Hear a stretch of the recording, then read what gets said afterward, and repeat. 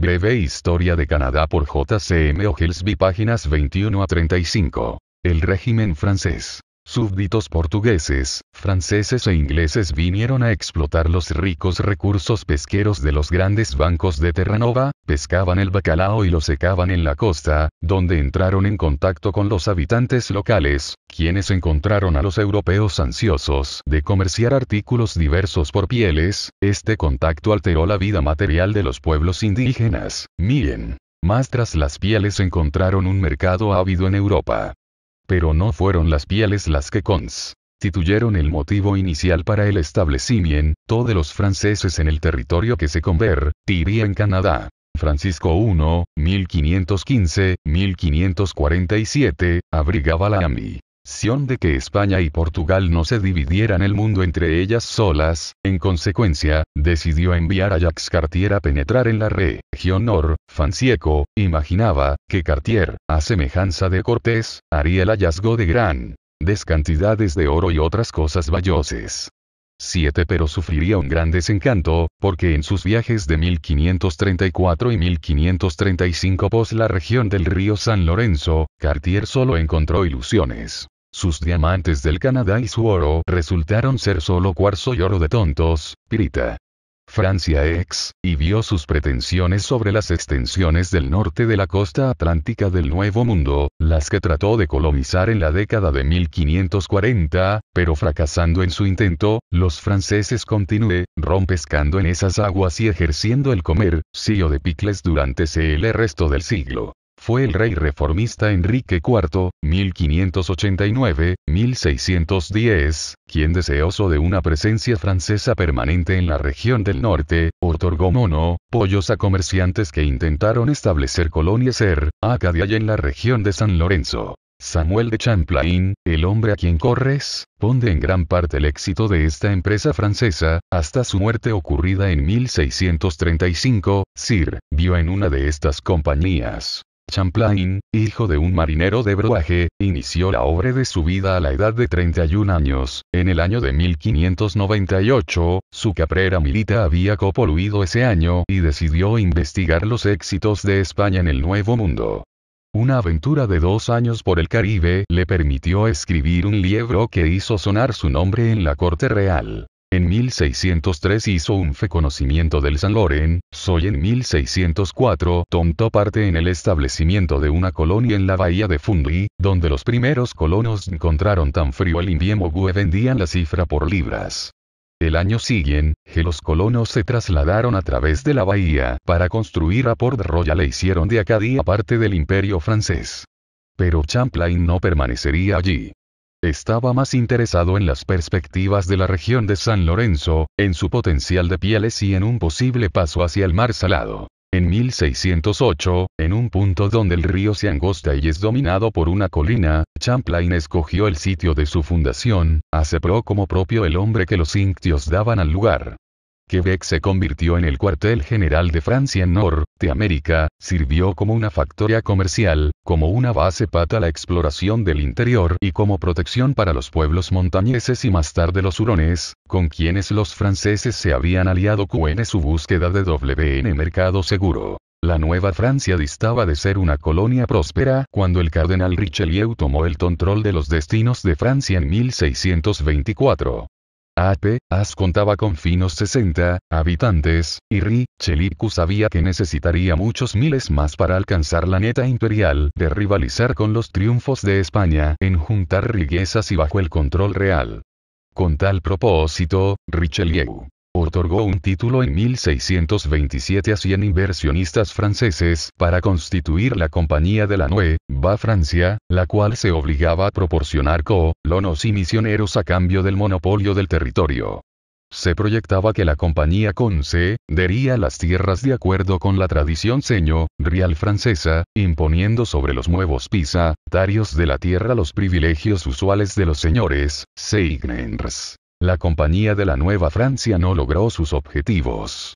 Los ingleses, a su vez, tenían ambiciones en América y una expedición invasora tomó posesión de Quebec apenas la compañía había comenzado sus actividades.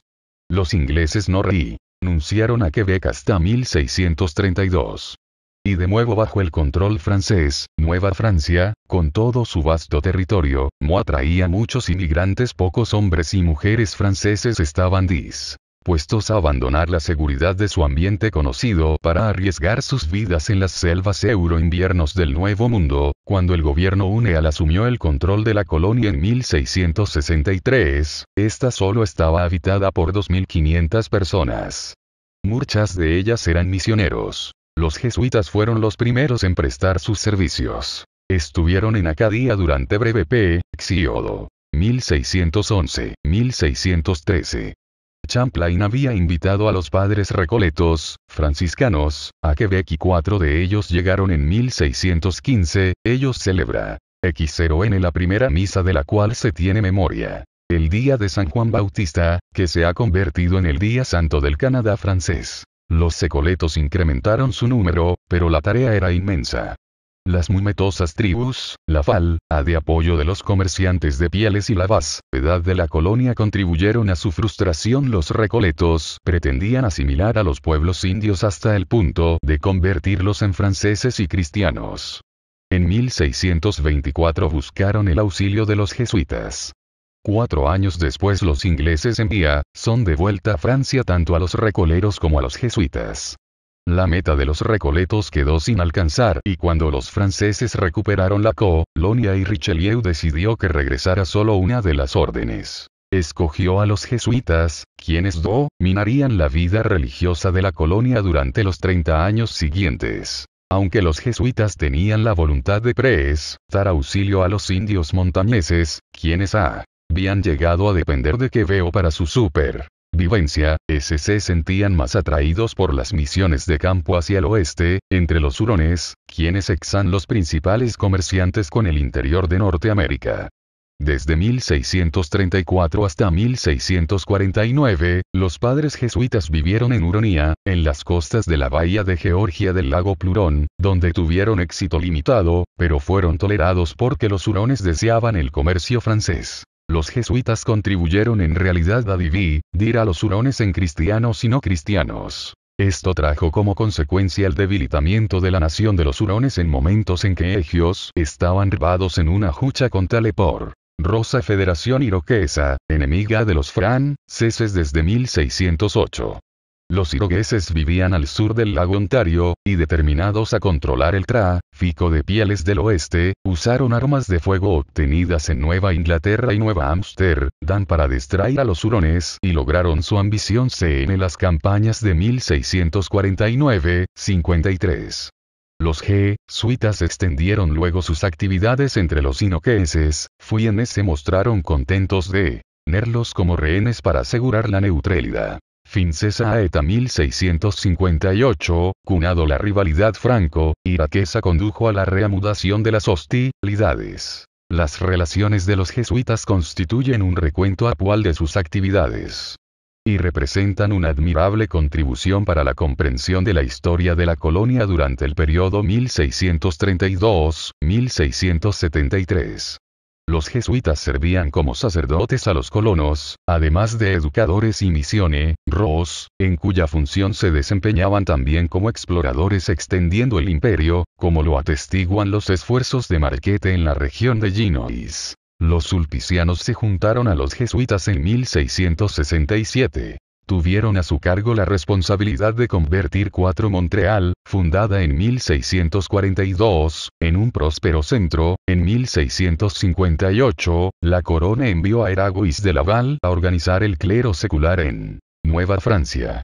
Laval se convertiría en una poderosa fuerza en la colonia que había sido tomada a su cargo por la corona en 1663. Luis XIV, 1843-1715, decidió moldear la Nueva Francia de acuerdo con la estructura autocitaria y jerárquica existente en Francia. De esta forma aspiraba a mantener un control más recto sobre el desarrollo de la colonia y avanzar la construcción de esta en las áreas donde había fracasado la empresa privada. El rey, por intermedio de su ministro de Tina y Colonias, emitiría las órdenes al gobernador general, de nombramiento real, quien era la autoridad ejecutiva en materias militares y civiles. Este era generalmente un noble y un soldado, en cuya calidad le daba su tono al régimen. Sin embargo, sus facultades administrativas estaban severamente limitadas por las funciones del intendente. El sistema de la intendencia se aplicó posteriormente en las colonias hispanoamericanas, impuesto por los Borbones españoles, quienes lo adoptaron como una innovación para aplicarlo a una sociedad flexible de consecuencias imprevisibles. La experiencia hispanoamericana confirmó que los Borbones nunca olvidaban ni aprendían nunca nada. Ellos debían haber deducido de la experiencia de la Nueva Francia, donde el intendente ejercía el control financiero, económico y judicial. Desde los abastecimientos militares hasta las obras públicas, desde la emisión de letras de cambio hasta el cobro de los impuestos, el intendente se inmiscuía en todo asunto colonial de importancia. También asistía al Consejo Soberano, donde ejercía considerable influencia, debido a las facultades del Consejo en cuanto a la supervisión del tráfico de pieles. El Consejo Soberano difería grandemente de su equivalente hispanoamericano, la Audiencia, especialmente por admitir en su seno miembros coloniales. El gobernador general o el intendente presidían regularmente el Consejo. El obispo de Quebec era miembro del mismo, así como entre 5 y 12 prominentes súbditos colonia, les nombrados por la corona. El consejo servía como cuerpo asesor y como contraluz del sistema judicial.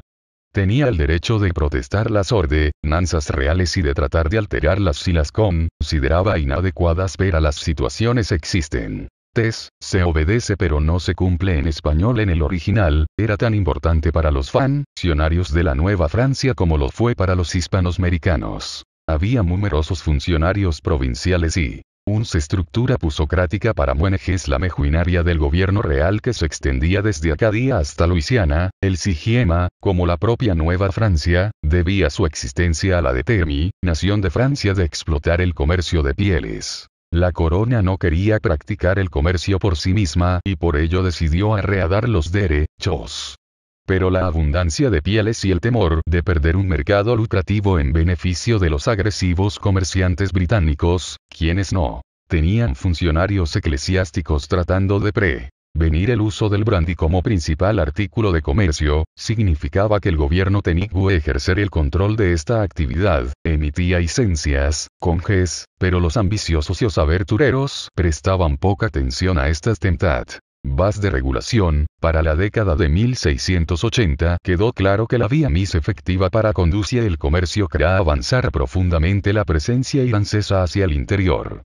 El conde de Frontenac, quien desempeñó la gobernación durante 2 periodos, 1672, 82 y 1689, 98, tomó efectiva posesión del territorio de los Grandes Lagos y sobre la base de las exploraciones del grupo del padre Marquette, S.J., y de Louis Jolliet, 1673, y el caballero Lasalle, 1679, 82, procedió a esta megas pretensiones de Franca sobre el Val Mississippi. Desde los Grandes Lagos hasta el Golfo de México, se proyectaba elevar una KDRG punto de fugates desde LS cabeceras del San Lorenzo, Fuerte Frontenac, hasta el Mississippi, para proteger los derechos. Los fuertes debían ser defendidos y por ello se estableció un estrecho lazo entre las fuerzas militares y el tráfico de pieles.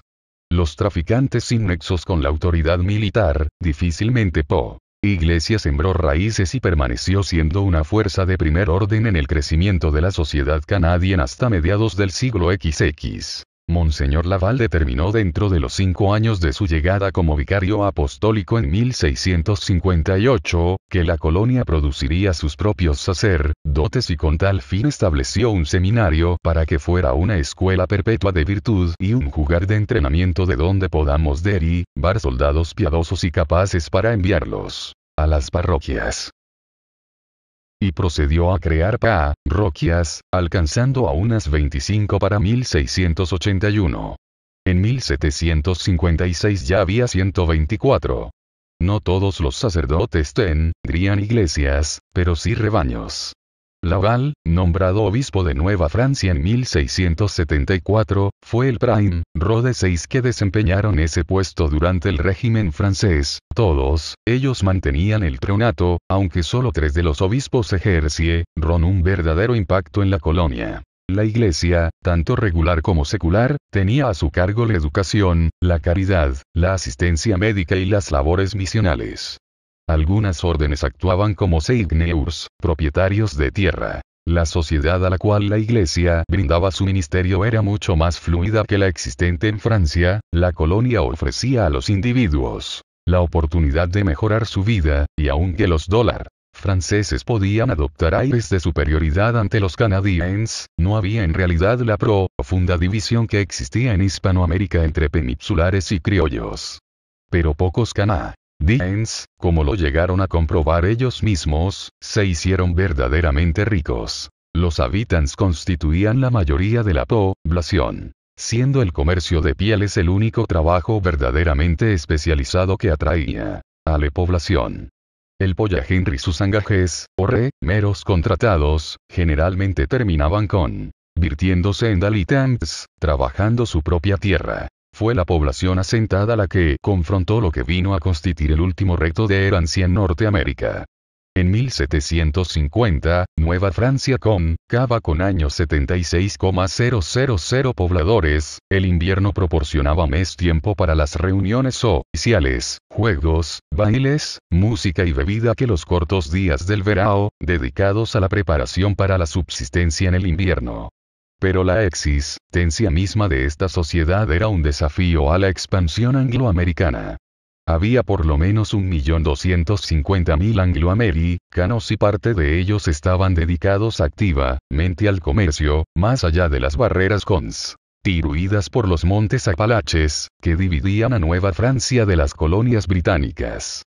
En 1752, Francia ordenó al marqués de Duquesne, gobernador general de la colonia, establecer puestos permanentes en el Valle del Hoyo. Para 1754, los franceses habían construido a Fort Duquesne, en la confluencia de los 3 ríos que forman el Risero y tenían unos 500 soldados.